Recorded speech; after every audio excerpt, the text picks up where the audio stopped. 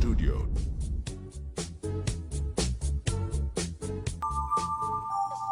For a lot of people around the world, myself included, Michael Jackson's music has been a soundtrack for our lives. I'm sure right now you can think back to an important moment in your life and hear a Michael Jackson song that was relevant at the time.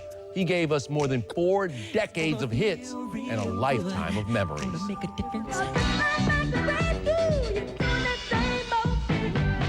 It was 1971. 13-year-old Michael and his brothers were on top of the world. The Jackson 5 had already notched 4 #1 hits, including this one, The Love You Saved.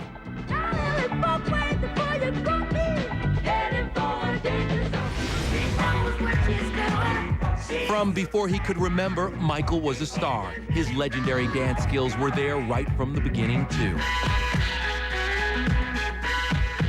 In this performance on The Mike Douglas Show, Michael showed off some of the skills that would later launch him to superstardom. And his youthful innocence showed as he told the story of how the group was discovered by Diana Ross. We did this show, and she liked it very much. And she came backstage and told us how much she liked it, and from there on... How soon after that were you recording? Oh, about 3 weeks. Michael would end up selling over 100 million albums as a member of the Jackson 5. His hopes for true love. To find the right person and to go off somewhere for a lifetime, be happy married, I guess. His enduring loneliness. When I'm not on stage, I'm not as happy, and everything seems to be foreign to me or new. And I'm just now beginning to enjoy friendship, which is new for me. His dreams for the future. I want to entertain people, bring some type of joy, escapism, magic to the world, and I feel that's what I'm here to do. In the 80s, fans hung on Michael's every whispered word, and he enjoyed staggering success. Thriller, released in 1982, became the best-selling album of all time, with over 100 million copies sold around the world. Pepsi paid him a whopping $5 million for his endorsement. I wanted something that the whole world could see. With We Are the World in '85, Jackson won a Grammy and earned humanitarian status. Does good work, what we call the points of light concept. His legend grew with 1987's Bad. It sold a staggering 7 million copies within 1 week of its worldwide release. Sorry, I gotta take 5 minutes. Mary? During this whirlwind, he always had time for E.T., as Mary Hart literally held his hand backstage, calming him.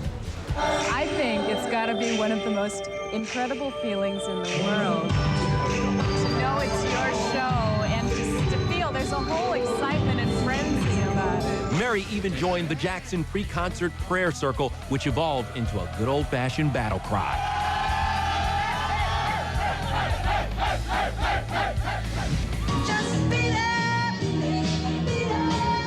E.T. was there when he created his massive hit, Beat It. But for all his success, the 80s also served to point out the isolation that defined his life. I was raised on stage, and I'm happy on stage. I can sleep on stage. When I'm off, it's another story. It's hard to relate to people in everyday life. I'm comfortable on stage in front of thousands of people. 1991 began with Promise. His 8th solo album, Dangerous, was released and would go on to sell 32 million copies worldwide.